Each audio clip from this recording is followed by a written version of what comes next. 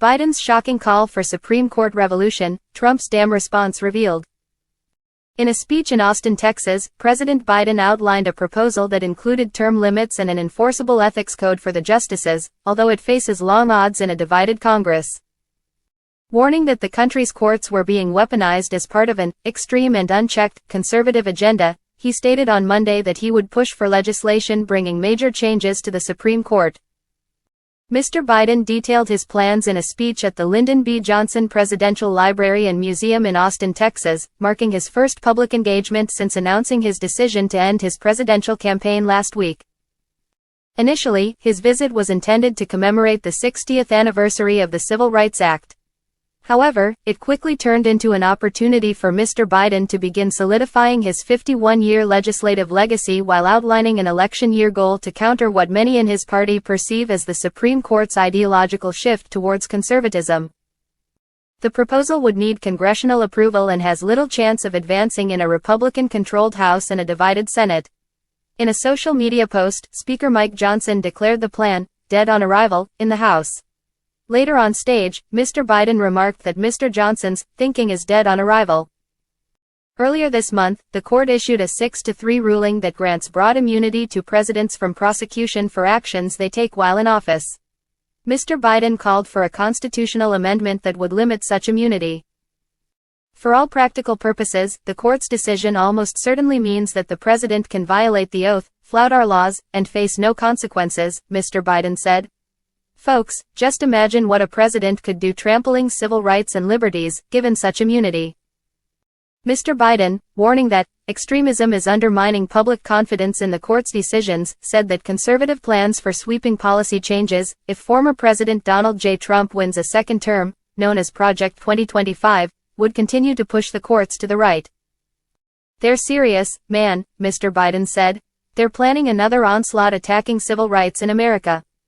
His remarks received support from others in his party, including Vice President Kamala Harris, the presumptive Democratic presidential nominee, who stated that she was a partner in the effort and would incorporate Mr. Biden's proposal into her campaign. These popular reforms will help restore confidence in the court, strengthen our democracy, and ensure no one is above the law, she said in a statement released by her campaign. The conservative activist Leonard A. Leo, known for making the appointment of conservative judges a central part of the Republican Party's agenda, criticized Mr. Biden's efforts as partisan. It's about Democrats destroying a court they don't agree with, he said in a statement. The president and his advisors argue that Americans are broadly concerned about the inner workings of a court that has shifted to the right since Mr. Biden took office. Recent polls show that the Supreme Court's approval rating is at a historic low and that a majority of Americans believe the court's decisions are driven by ideology. Over the past 2 years, Justice Clarence Thomas has been embroiled in ethical scandals for failing to disclose gifts and luxury trips from a billionaire benefactor. Justice Samuel A. Alito Jr. has faced scrutiny over flags associated with the January 6, 2021, attack on the Capitol flying outside his homes. In his remarks on Monday, Mr. Biden said that a system of lifetime appointments to the Supreme Court gave a president undue influence for decades.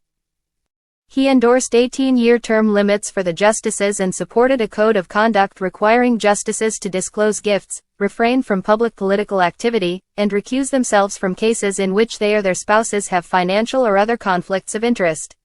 He called these common-sense reforms that a vast majority of Americans support. The proposed amendment to curb the court's immunity ruling would clarify that the Constitution does not grant former presidents any immunity from federal criminal indictment, trial, conviction, or sentencing, according to a fact sheet released by the White House. However, enacting such a constitutional amendment would be challenging, requiring a 2/3 vote in Congress or at a convention called by 2/3 of the states, followed by ratification by 3/4 of the state legislatures. Even if Congress had the will to pass the type of legislation Mr. Biden is proposing, it would raise significant legal questions, said Richard W. Garnett, a constitutional law professor at Notre Dame. We don't really have completely clear rules about the extent to which Congress can regulate the internal practices of the court, Mr. Garnett said. Matters like retirement ages and term limits are complicated by the Constitution's text. However, I think issues like disclosure rules might fall into a different category. Trump responded to Biden's Supreme Court reform proposal by suggesting that Biden's plans were more extensive than what was outlined in the proposal released today. "It's a typical Biden con. He doesn't want to give up immunity," Trump stated in a Fox News interview aired tonight. He criticized Biden's proposal for a constitutional amendment that would eliminate immunity for former presidents from federal criminal charges, trials, convictions, or sentences. Trump condemned Biden's ideas on social media this month, accusing him and the Democrats of desperately trying to play the ref by calling for an illegal and unconstitutional attack on our sacred United States Supreme Court. In recent months, Mr. Biden has been consulting with constitutional scholars about his proposals and was nearing an announcement when he suspended his campaign. Progressives have urged him to limit the power of justices and to consider expanding the number of justices to counterbalance the court's conservative supermajority, but Mr. Biden has resisted these changes. A commission Mr. Biden established in 2021 to address these issues did not offer specific recommendations, and he took no subsequent action.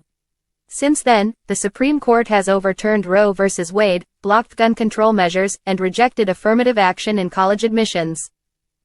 Adding to the historic significance was Mr. Biden's choice of venue, as Johnson was the last Democratic president to announce during an election year that he would not seek re-election.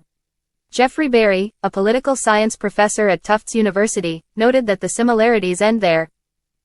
Johnson was driven out by poor performance in the primaries, Mr. Berry said, highlighting that this situation is fundamentally different from what happened with Mr. Biden, who, according to him, was pushed out by a party that didn't want him, which is rare.